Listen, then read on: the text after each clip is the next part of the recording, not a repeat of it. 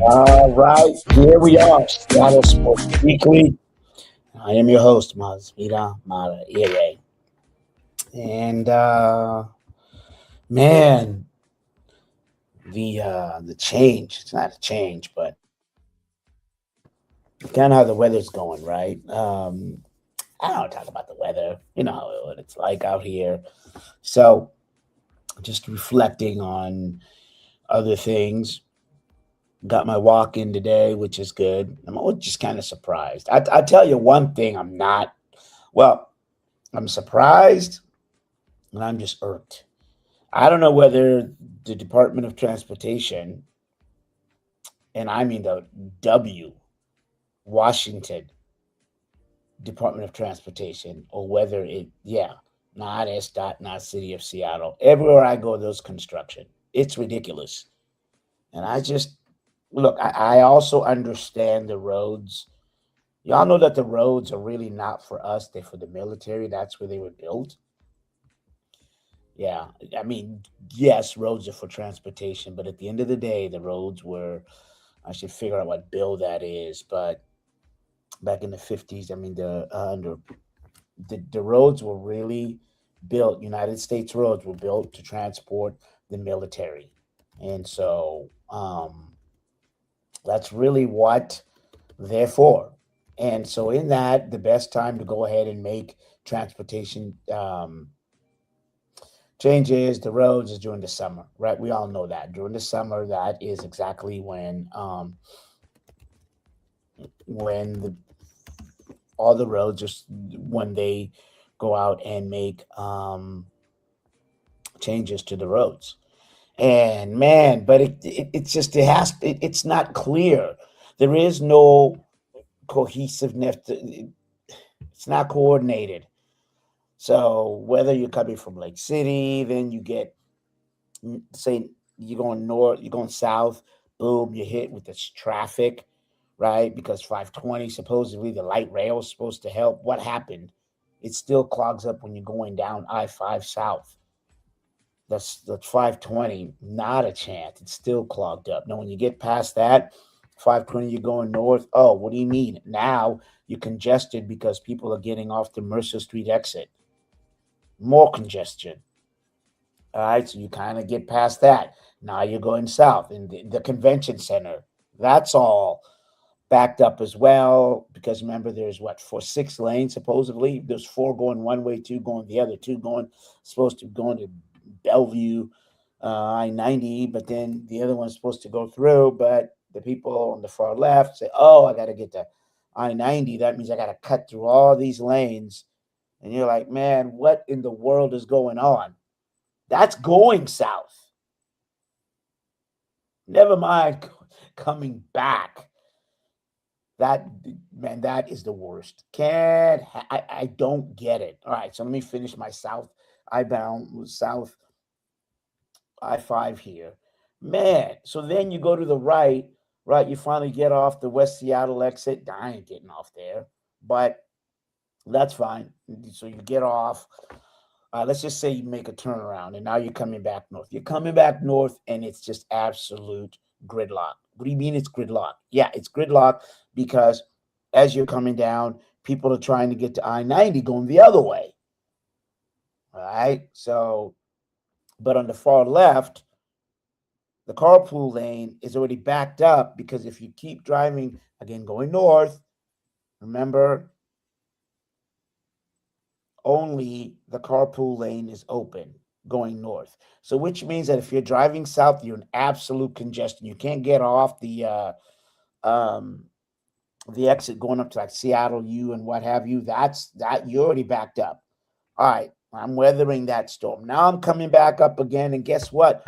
On the far left-hand side, the traffic I had, remember going south, now the exit the Mercer. Well, here they come.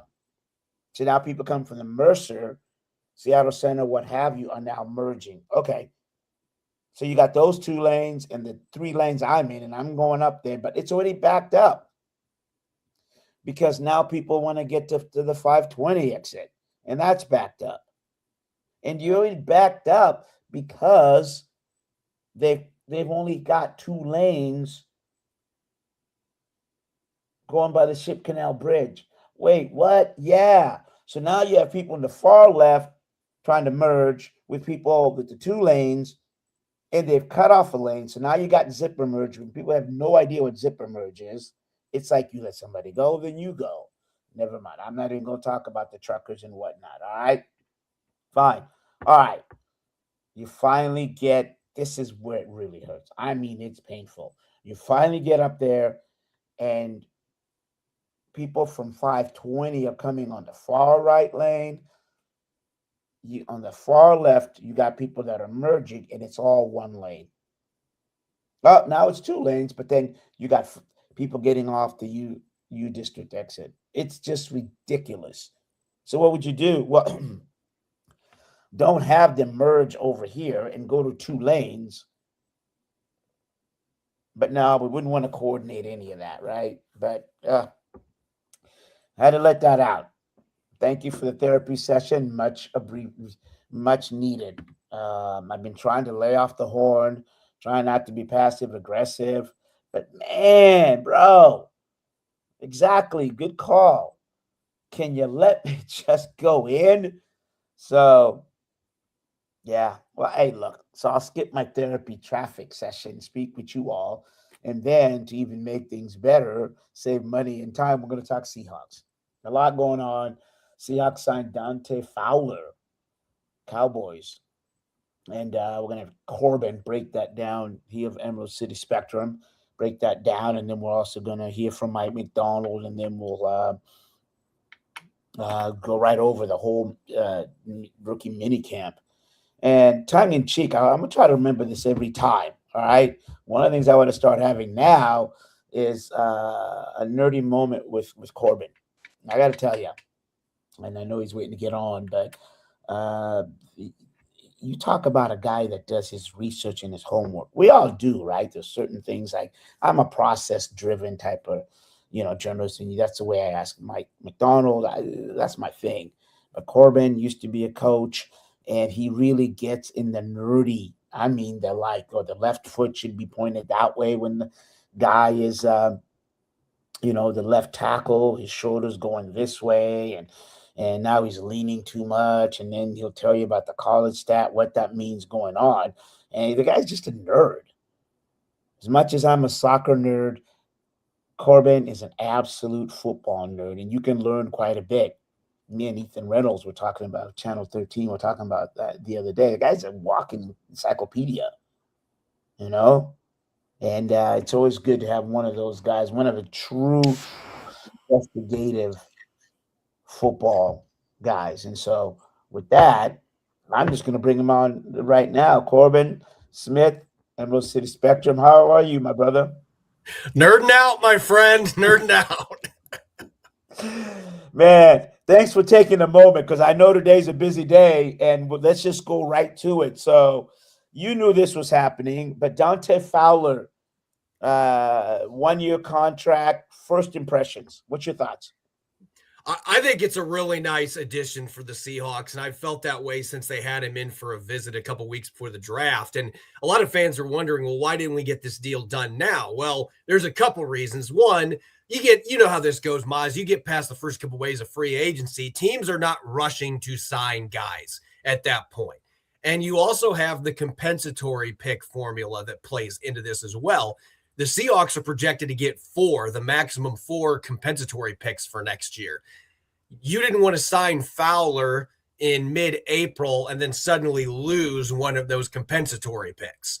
So you waited till the Monday after the draft when that formula no longer matters with signings, and then you can give Fowler the deal he wants. And it's only up to $5 million. It's not like they paid a ton of money, but it may have been enough that he was going to potentially cost them one of their compensatory picks if they made that signing a couple weeks earlier. So timing-wise, this match is up, and they're getting ready for OTAs later this month. They're going into phase 2. It's a good time to get him into the building.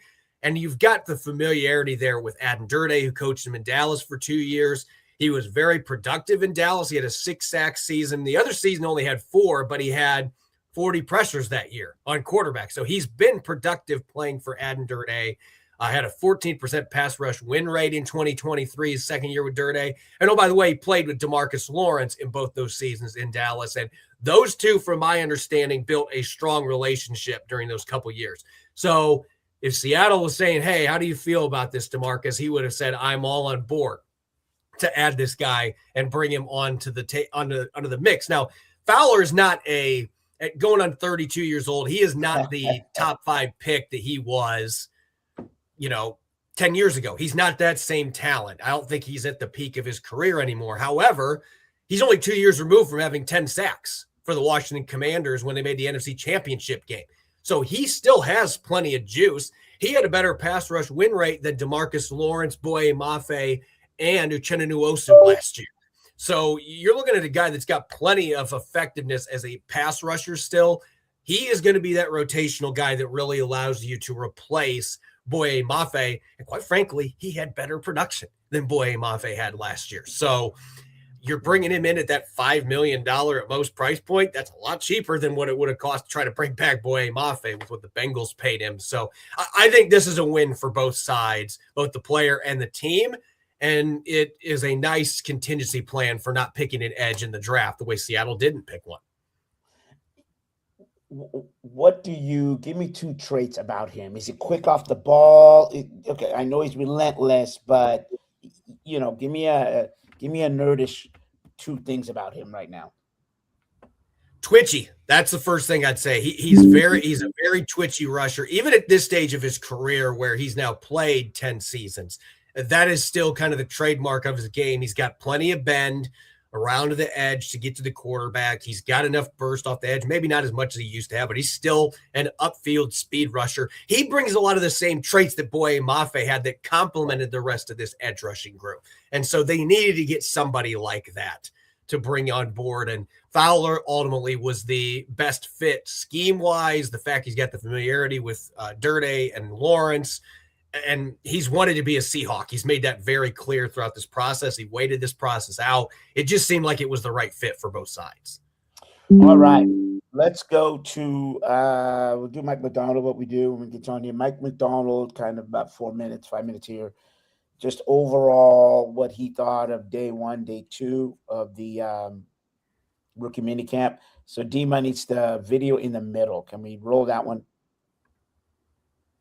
Camp. There's a lot of work that goes into making this thing come to life. I think we brought in, I don't know the exact number, but it's a lot of tryout guys. It's a chasing edges thing that we believe in here, and we found some really great players to be on our kind of 120 idea over the years. And logistically between EK and travel folks, Jeremy and his team, getting everybody here on time, and it's a pretty big undertaking.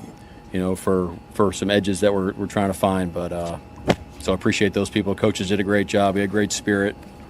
Players did a great job. Really took a jump this second practice and started to look like professional football out there, which is exciting. So, but we'll move on. Guys will come back in a week, and then phase 2 starts on Monday. So really exciting time of the year. Is that something you're messaging to the tryout guys? Like, hey, just because you don't get called next week doesn't mean you're not on the radar. Yeah, definitely.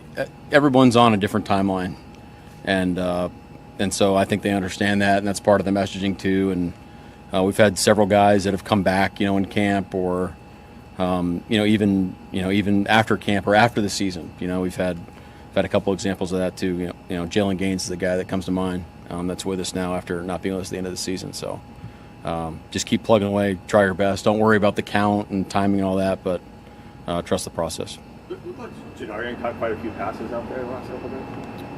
Yeah, he did. Yeah, just given that was kind of one of the things about it in the draft. I mean, was that seeing? It's not like an extra point of emphasis. I think it's just because of camp, probably more space plays rather than keeping him in traffic, and just trying to be smart on how we utilize him in this camp. Getting off to the right start, but did a good job. Did a good job, but it's definitely part of our offense. Yeah, Bo's on the right side right now, but we're gonna train him at both spots, and we'll see how it goes. We'll see how it goes at inside, and but you need flexibility across really on your interior part of your line. So he's played both in his career, and right now he's playing right guard, but we'll be training him in right and left. Julian talked to us yesterday about how much Nick Perry influenced his decision to go to Arkansas. Obviously, yeah, it's cool. Did you have any contact with him during the pre-draft process about Julian, and how much did that prop him up in terms of being somebody that you guys were interested in, knowing that he's been around similar terminology? Yeah, it's a great point. I didn't talk to Nick specifically, but Leslie did. I think Carl did. So, obviously we respect the heck out of Nick's opinion and the way he sees things, and he's a talented coach. So it definitely sparked interest. Probably earlier in the process from coaching perspective, our scouts were aware of Julian, throughout the process, going back to Fresno. So, but yeah, that was a cool connection for sure. Yeah. I'm going to kind of stop it right there. And Corbin, you asked that question. What did you see from Julian Neal, and can you expand, your question and the relevancy of it? Yeah, that was something that was really fascinating that actually popped up after the first day or after he was drafted. I was just doing some digging and I realized, wait a second, Arkansas's cornerback coach was on Seattle's staff in 2024. And that was not something that anybody was talking about the day that they made that selection. So I did a little bit more digging and reached out to some people, and I just was really curious about that process and how much Nick Perry played into Julian Neal going from Fresno State to Arkansas. And Neal made it clear that really Nick Perry was the one that kind of pivoted that for him to make that decision because of the links he had to the Seahawks. Like, I teach the same things the Seahawks do. That really stood out as a recruiting tool that ultimately led him to Fayetteville. And Mike McDonald and this personnel and scouting staff, they already knew who Julian Neal was, but then you have that connection down in Arkansas. As he said, Leslie Frazier and Carl Scott reaching out. You have all those connections. It really made this seemed like a great fit going into the draft. I mean, I had Julian Neal on my final mock going in the third round of the Seahawks, and a big reason why he fit what they were looking for. He is the mindset that Mike McDonald wants. And then you've got these built-in connections. The fact that he went on the practice field this week and is like, this is all second nature to me because I've been doing this in Arkansas. So that always jumps out as a big thing that's going to prop a player up. And I thought Mike McDonald evidenced why that was the case. All right, we'll kind of roll a little bit more here. There's a couple more questions. Yeah, that was awesome. It's great to see Sherm. Hopefully he's got a key here. He's welcome anytime. So it was fun to see him out there and get caught up. But I know the guys really appreciated it. So that was fun. Mike, as a process-driven coach, just how important were these 2 days? I know you talked about this next level, but how much do you relish setting that tone? Yeah, I think we hit our goals. I think we have different agendas for different guys. The guys that we know are going to be here, I think we did a great job. They have a kind of an understanding about how we operate here now, and it's good to get a look at them and get a plan together while they're out of the building, so they can come back and be ready, next week, and that's really important. And then to go through it with these tryout guys, there's some talented guys that we'll be interested in, and we'll be a better team for it. How important is it for you these 2 days to be able to get additional looks at players like Ricky White III, guys that aren't rookies but can get extra reps out? Yeah, and those guys had a great attitude. They had a chance to play some extra football, and it was great to just see them go play ball and in our system with some new terminology on offense, and it's an opportunity to get ahead, so to speak. And Ricky did a great job. Montori did a great job. Chris Paul did a great job. We had a couple others. Well, he was someone that did a great job at the beginning of throughout the process last year. Unfortunately, got hurt, but we love his movement ability, and he's got ball skills, and he competes, and he's got a great attitude, and we felt like it could translate to being a heck of a DB one day. So he's dealing with some health things right now in terms of his timeline on when he can get back on the field. So right now we're not exactly sure when that's going to happen, but he's in the meetings, and he's got a great spirit about him, and so we're excited about it. But yeah, it's going to take some time, but he's a great guy for the job. He can bend really well. He's not like just a straight-legged 6 foot whatever. He can move, and he can get in and out of breaks, and His lateral quickness is really good, and he's a great special teams player. He's a great gunner. So I mean, those are traits that you look for in defensive players. So we think that's going to translate. Don't want to put a timetable on it. Let's just see where it goes and see how he takes it up. And we haven't seen him take a rep yet at corner, so we'll see. Yeah, I think John said he's the opposite of an energy vampire. Like he just broke down the last huddle, and the team went nuts, and you could just tell he's got a contagious spirit about him, which we obviously love that. But Okay. yeah. Julian's kind of bringing that too. If we had a third practice, it would have been Julian. Okay. Yeah. Hey, Mike, you mentioned here a couple times, don't put a timetable on it. Why is that important for players to understand that and own their development? Well, it's like if you were asked, like, how many games you guys gonna win this year? It's like, I don't know. It's like, why don't we just worry about having a great phase 2 day, and then let's go have another great one the next day, and make sure it's our standard, and then trust that that's going to create a team that we're ready to go play football games. So same thing with player development. We have goals, on where we want players, and there's timetables behind things sometimes in terms of skill development and body comp, things like that. And so we want to hit timetable goals on that front, but as long as you're hitting those markers, why put a cap on things? There you go. So Corbin, let me go back to the question you asked so our viewers can understand about Ricky White. You said rookies. So this is for rookies and first-year players, correct? Yeah, it's supposed to be for first-year player, but if you are a second or third-year player that hasn't had accrued seasons and hasn't had regular season action, there's an eligibility to go out and get some extra work if you want to do it. And this isn't for everybody that is eligible. Like, there might be some guys like, look, I know if I was in that situation, like, of course I want 2 extra days of work. Why wouldn't you? And Ricky White approached it that way. Several other guys in the team, their center Federico Marangas, who's going to be a 91st player in the roster because of the International Player Pathway Program, as he was last year. They had a couple of defensive tackles out there. Chris Paul Jr., the linebacker that's put on some muscle this offseason, they had him out there. There were a number of players. I think I actually counted 11, and then in the 2 days participated at least one of the days that were on the Seahawks or on an NFL roster or practice squad last year. Just did not accrue seasons. They were eligible for these practices. And again, if you're a real competitor, you want to take advantage of those opportunities, and you're trying to get on the field. You want those extra snaps, especially a guy like Ricky White. Like, hey, Seattle might have just drafted somebody that's going to be head-to-head against me for one roster spot in Emmanuel Henderson Jr. Like, I need to get out there and get some extra reps and make sure the coaches are seeing me. So I think that is another big key element of these rookie mini camps that it isn't talked about a lot, obviously, with the draft picks being the biggest storyline. Yeah, and as Mike mentioned, with the new offensive coordinator, the offense is the same, but it's different. You know what I mean? So why not, like, to your point, get those 2 extra 2 days, as you come back.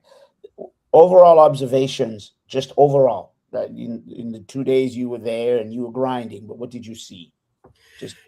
We talk about this every year at rookie minicamp. There's obviously only so much you can evaluate this time of year, especially when you don't have the veterans on the field. But there's always a couple guys that just stand out to you like, oh, I can see why he was a high draft pick, or that guy looks like a mountain compared to everybody else. And there's 2 examples that immediately jump out to me.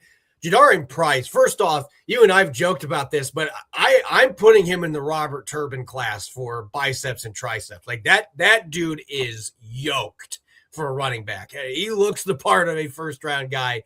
And there were some good running backs in that group, tryout guys that were productive players, but it looks like you're comparing Pee Wee League players to NFL players when you're putting a first-round pick next to him, just the way he moves, the size, things of that nature. And then Devin Eastern on the defensive line, 6'5.5", 320 pounds.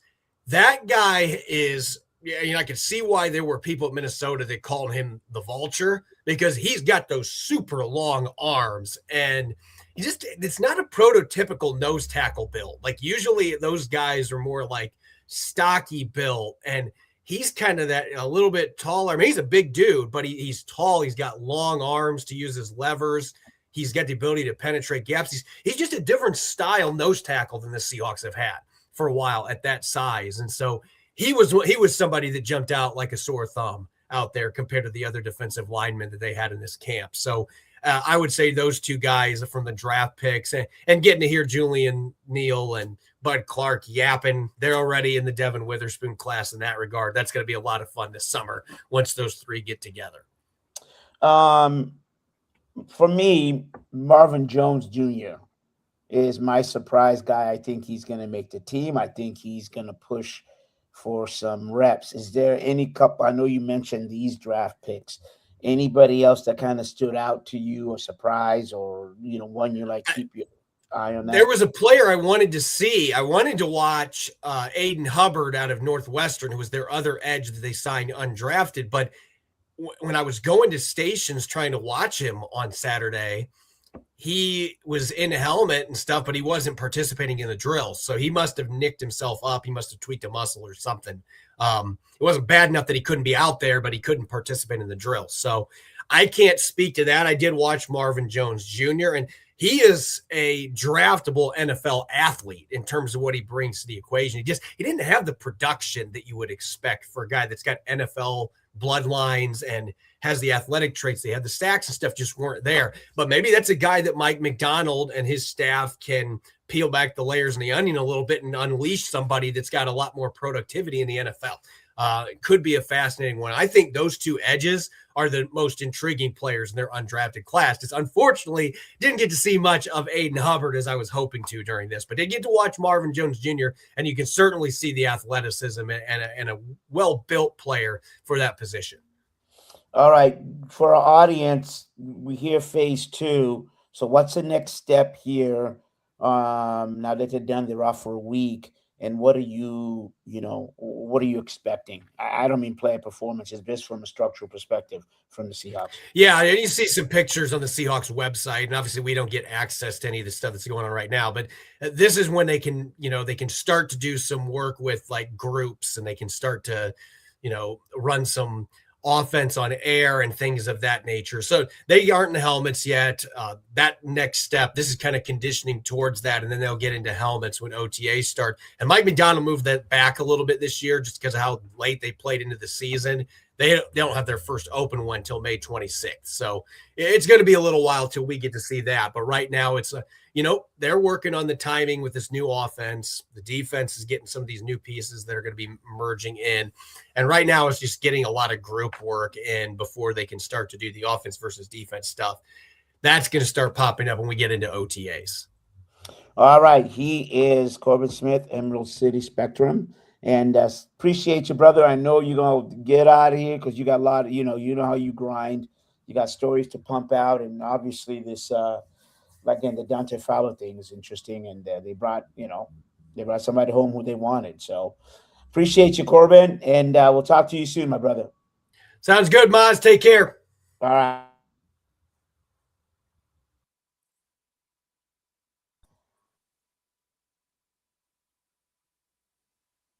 There.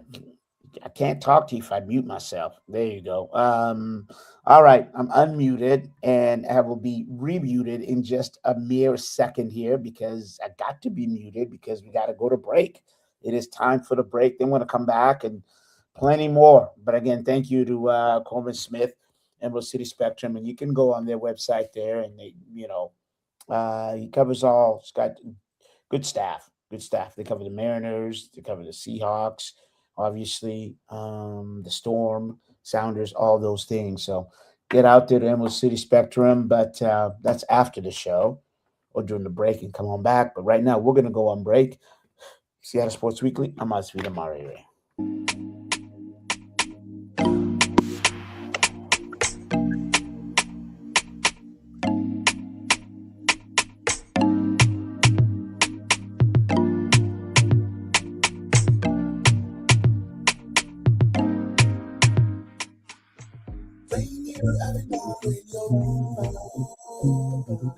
Your community radio station will provide you with more information. Rainier Avenue Radio. Calling all entrepreneurs. Evergreen BizLink is your hub for business technical assistance, tools, and financing 24/7. At the heart of Evergreen BizLink is a free resource navigator connecting you to over 130 nonprofit partners all across Washington state. Evergreen BizLink is a powerful network of business partners ready to support you and your business. Visit www.evergreenbizlink.com, empowering businesses to succeed. Hey y'all, it's Traffic Jam with Kareem. Thursday at 4 p.m. Hey, Traffic Jam. Rainier Avenue Radio. Download the app so you don't miss out what's popping with Crack with Shannon. It's your boy, Cream the Dream, on another beautiful week on here on Traffic Jam in Seattle.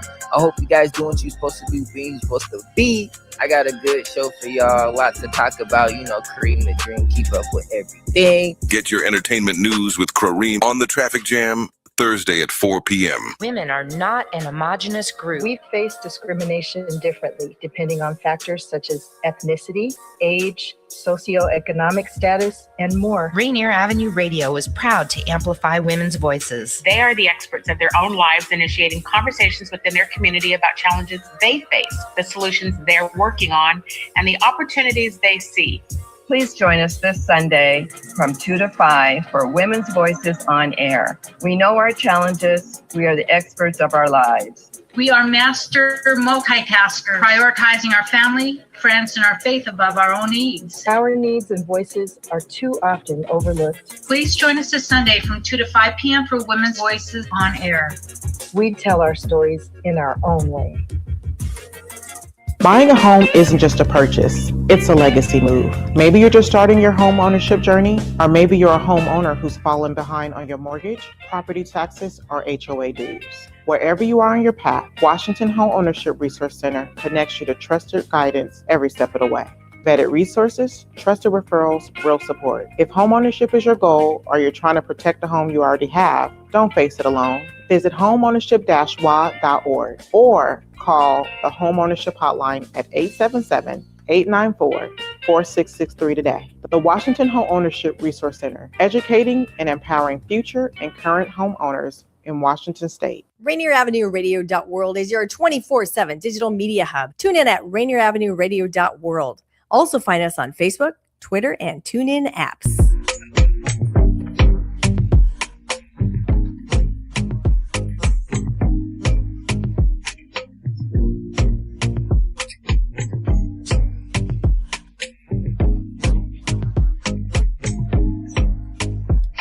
All right, back. Seattle Sports Weekly. I'm Osby Damar here, and good segment with Corbin Smith. Always do. Emerald City Spectrum. So now we're kind of going to switch over to the them Seattle Sounders. So the Seattle Sounders, good news is they didn't lose, and the bad news is they didn't win. So the Sounders end up, Sporting KC, they tied 1-1. And going in, this was a team that was last on the in the league. So there's kind of the expectation here was for the Sounders to go in and win. That was the whole idea, right? And I'm gonna kind of hear from Brian Spencer here a little bit and about the disappointment. Sounders started out the way that they normally do, right? So the Sounders are 6-1-2, 20 points. I said this was a team that had lost Sporting KC 6 in a row.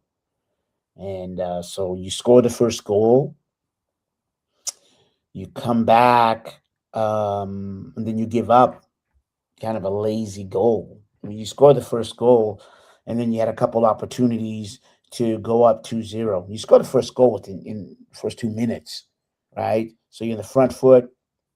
You're ready, Paul Rothrock, if you will. You go in there, and in all intents purposes, you have to be clinical. You have to finish. You have to sort of kind of put your foot on their neck and then take this team out.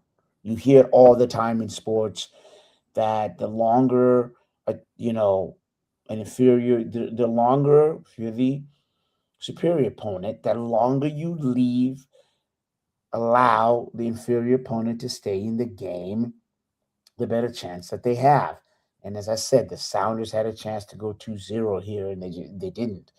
And then as you have it, Christian Rodan with this back pass that ends up being intercepted. It's 1-1. And then from there, it was pretty much as you would expect, a stalemate.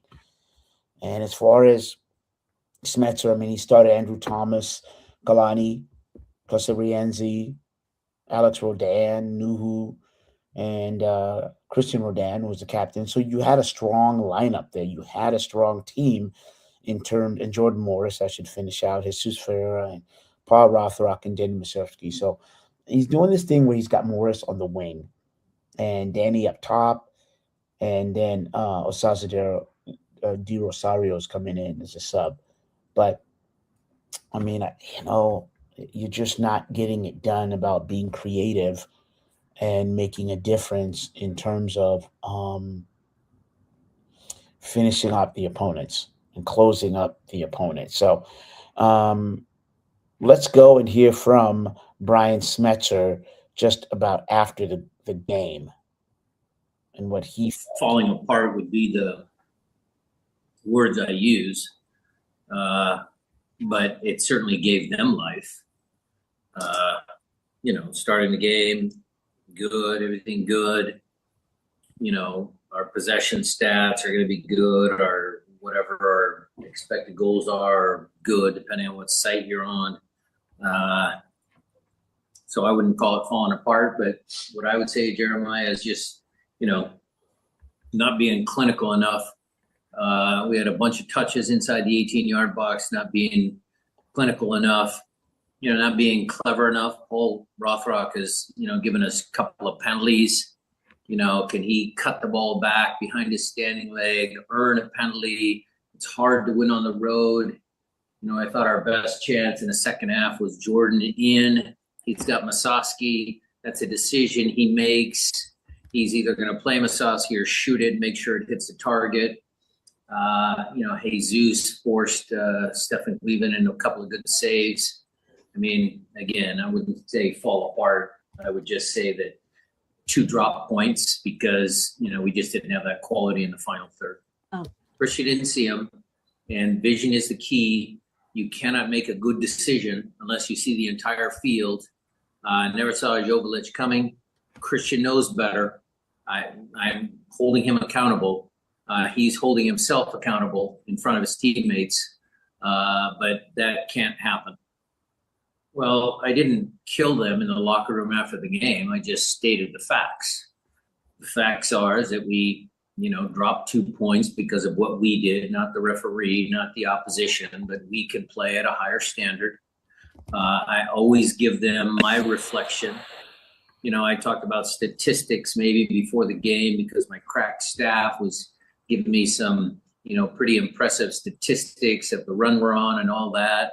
Maybe I planted the seed that, we're a good team. I always tell them, look, we can always do a better job on, helping them, so they have the right tools to make plays in the games. And I also singled out some guys that have good performances. I thought Jesus was very good again today. And I thought Snyder Burnell had another good game. Musovsky put the effort in. That's all I could ask of him. There were some good performances on the field as well. Well, I disagree with that. I think Paul has played almost every single game, every single minute since, Jordan was out of the lineup in the first 8 minutes of the first game against Colorado. So I probably disagree with you there, but I'll double check the stats just to make sure I'm stating, the truth. And as far as Tigres and Saint, RSL and, all that sort of stuff, every game that you don't achieve your objective is disappointing. There's certainly higher moments, lower moments. This is certainly hurts right now, George. So, every loss hurts. That was to win the game. Kalani was having cramps. I don't know if you guys caught it on the TV feed. He was cramping up, and getting Hassani on the field was just another set of fresh legs. You know, it was hot down here. The grass was a little slow. I had pushed Snyder Burnell up a line because I thought Snyder was having a good game. That was a substitution just to go for the win, get fresh legs on. Yeah, every home game is vital. You know, we had made a statement. The players actually had made a statement about, you know, being a serious Supporter Shield contender. You can't let points slip away like this if you really want to, you know, be a Supporter Shield contender. You know, the games at home are against Western Conference opponents, against good teams, and it's 3 games in a week. So that'll test our mental toughness. You know, it'll test our soccer ability, our ability to play well, and let's see how those games come out. All right, there you go. Brian Smetzer obviously did not pleased about his team's performance, and as I said, so that was an opportunity for the Sounders to keep pace with here. So we'll start with this. Right, if you take a look at where the Sounders are, they're in 4th place right now, and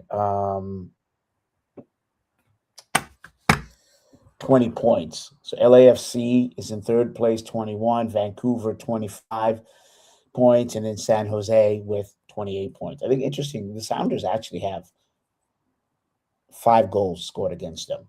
That's it. But Vancouver has 6. Same thing with San Jose and LAFC, so you can kind of see how this goes. Now, going back to the schedule that Brian Smith alluded to, right now, Sounders' next game will be this Saturday when they play San Diego. And then they play San Jose and LA Galaxy and then LAFC. So your next 4 games are against the teams that are, except for San Diego. San Diego is in 12th, and that's the one you got to win, right?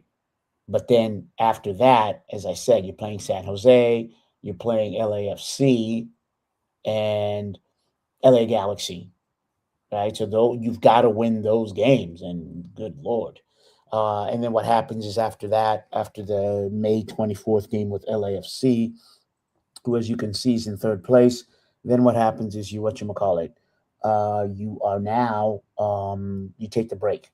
So May 24th all the way to July 16th for the FIFA World Cup break. So you've got 4 games in which you've got to stay competitive with these teams. And Brian Spencer talked about how he brought in Hassani Dotson. So, you know, I met up with him last week at training camp and had a chance to go one-on-one. So we're going to play you that my interview with Hassani Dotson. So I want to thank him and the Sounders.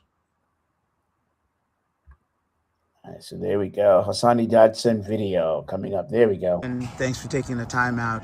You guys on what's working for your team right now in terms of, win streak? What's working? Yeah, I think we're defending pretty well, and I think that gives us opportunity to grow into the game and to establish possession and try to create goal-scoring opportunities. And I think for us, we're just stringing good results one after another, and that brings good confidence in the group. So it's led us to get many wins. The team has scored in multiple ways, transition and also kind of hold up and then possession-wise. How important is to be able to be diverse in your attack? Yeah, I think we have a pretty deep squad, and a lot of guys have different attributes, but with how we try to play is one way to score goals, but we have great athleticism and, like I said, many different type of players, and I think that helps us to be able to score different type of goals. You're in the pivot. Any particular one that favors you, or, well, let's ask this, what's the difference in the 2 pivots? Yeah, I think one, supports play a little bit more, and the other one is a little bit higher. But I think for me, the most important part is, making sure that my relationship with each of my teammates and getting the tendencies they like, and it helps me put myself in a better position. You're more supporting as opposed to, right, not to say you don't go up in the box. Is that fair out of the 2? I think so far that's one I've probably been probably my best performance so far this year. And years past I've been more box to box, but I think it's pretty similar. I mean, you're just really working with a partner, and Snyder and Christian can both, and even Peter can play either of those positions well, so it's pretty seamless. So I wouldn't say that's a shout out to the coach, but just a reminder that you can play box to box. Fair enough? Oh yeah, I mean they know that. I think Right. it just depends on the personnel that's on the field and which one of the two is more attacking or what we need from each one depending on the opponent. Yeah. Going back to defending, what's been working? I think right now the sexy topic is about corner kicks. What's working when you guys are defending, A, and then B when you're attacking? Yeah, I think that's a big part of the game, and where teams, all over the world are finding success, and that's an opportunity for every team to exploit, and that's a big emphasis on us to try to reduce the amount of set pieces that we get conceded on, as well as scoring on them. And then just in terms of attacking, the pick plays, how important is all the intricacy of that inside the box on corner kicks? I think, if you see it, we train it every week, and that's just building confidence and belief. And no team likes to defend corner kicks or free kicks or anything like that. So you put enough belief, energy, and confidence, and you're bound to make something happen. Then balancing, just became a dad again, balancing that home life, what's that like? Oh, it's great. I think it's that balance is good for me. I think it's nice, to be able to shut down and focus, on my family after soccer instead of, getting a little bit too into my head. And they mean the world to me, so now I'm happy both on and off the pitch. All right, thanks. All right, there you go, Hassani Dotson. So that's a player profile in terms of Seattle Sounders. We'll try to bring you that each time. We do. We already have, and we'll continue to do that. So just going back to the Sounders, their inability to finish. You heard kind of Brian Smetzer against Sporting KC. So Sounders had 66% of the possession, 66 to 34. They had 26 total shots, and then Sporting KC had 10. And Sounders had 9 shots on target given to KC. So, 9 to 7. And then they break it down like big chances. So there's 2 and 1. This is just the ongoing kind of the situation with the Sounders. They have this great buildup. They pass the ball around. They move it around. And then once they get inside the box, there's no creativity. Well, what does that creativity mean? You need somebody to make a run towards the back line or even through the front line, and that opens up that space. So in that space that the vacated runner created, so the ball handler can either give it to the person creating the space, or somebody else can come into that space and then give it to that individual who then can take a shot. Because when the runner runs through, he's shifting the defense. So either the center back picks him up, or if they're playing man-to-man, or if the zonal, then they're going to let him pass through and give it to someone else. Now, what you do is you replicate that type of play on the other end, right? So let's say we're attacking from the left side. You run through there. And on the right side, you have somebody else running through there. So now you've got multiple runners in the box.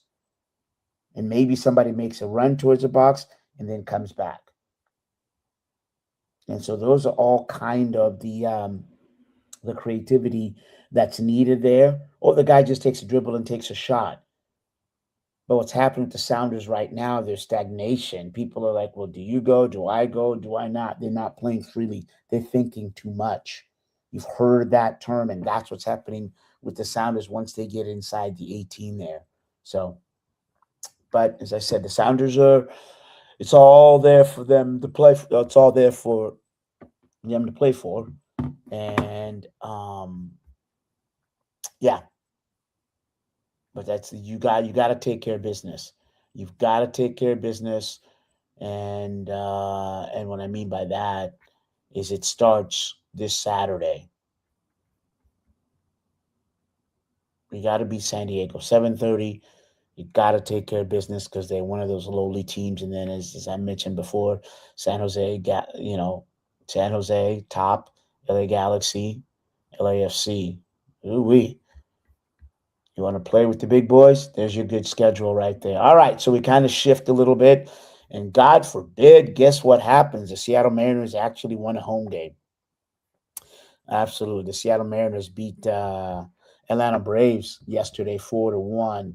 4-1. They won 5-4.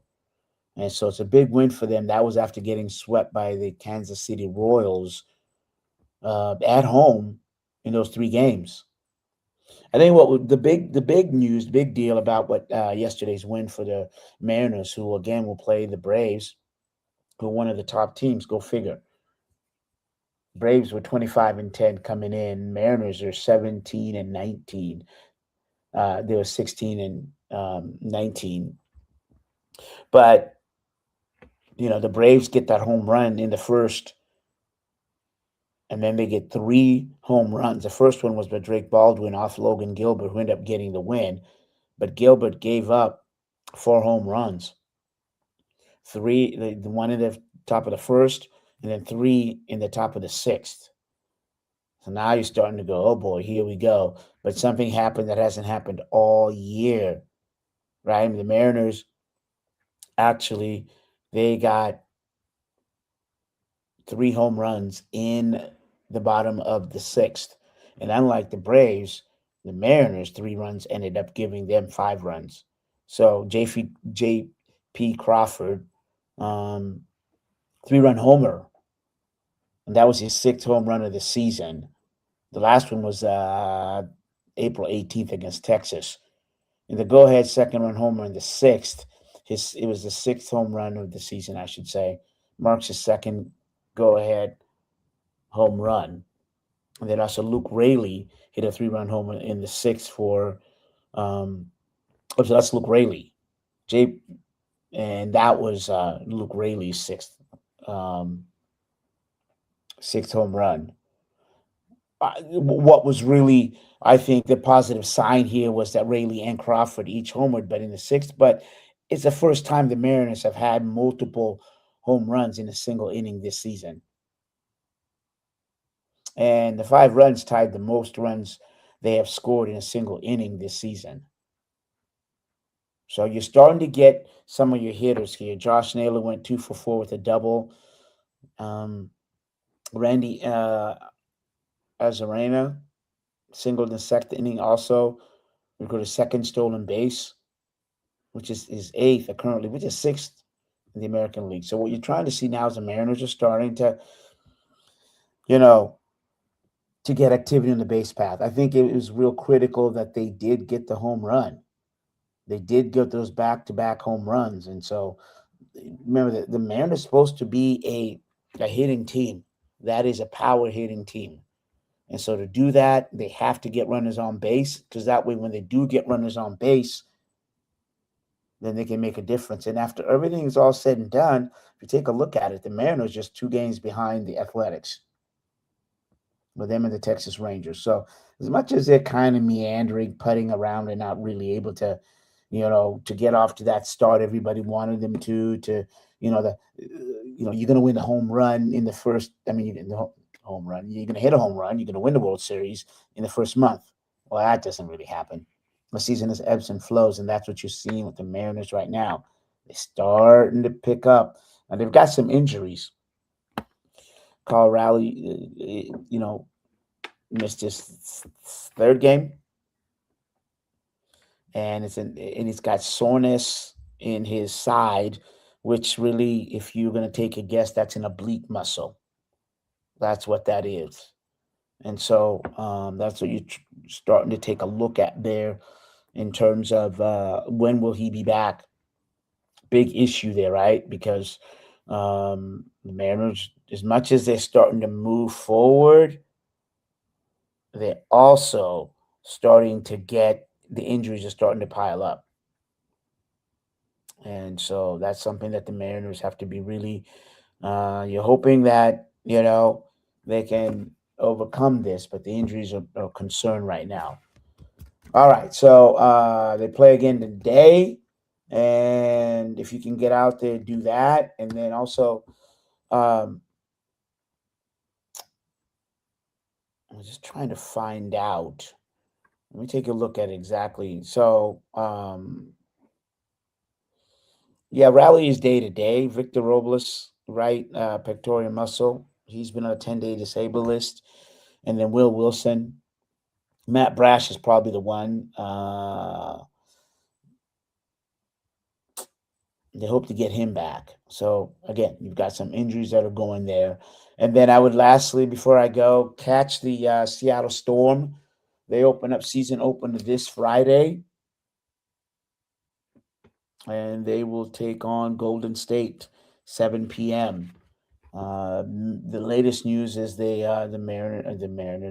Storm, Tania.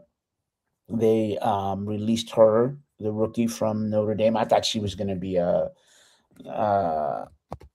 she was going to stick, but what do I know? Tina Mayer. So she was waived by the Storm, and then, but as I said, season opener against Golden State, and it'd be interesting to see just. I don't think Ezzy will be out. So look, Flau'jae Johnson, Lexi Brown, Jade Milburn, Dominique Malonga, and Stephanie Dolson were your starters from last Thursday's preseason game. So now they'll probably be the same starters for the upcoming on Friday. But all right, we'll have plenty for you next week, just in terms of the Mariners, Storm, and any other news that's out there in the Seattle sports. I'm Miles Peter Maria, Seattle Sports Weekly.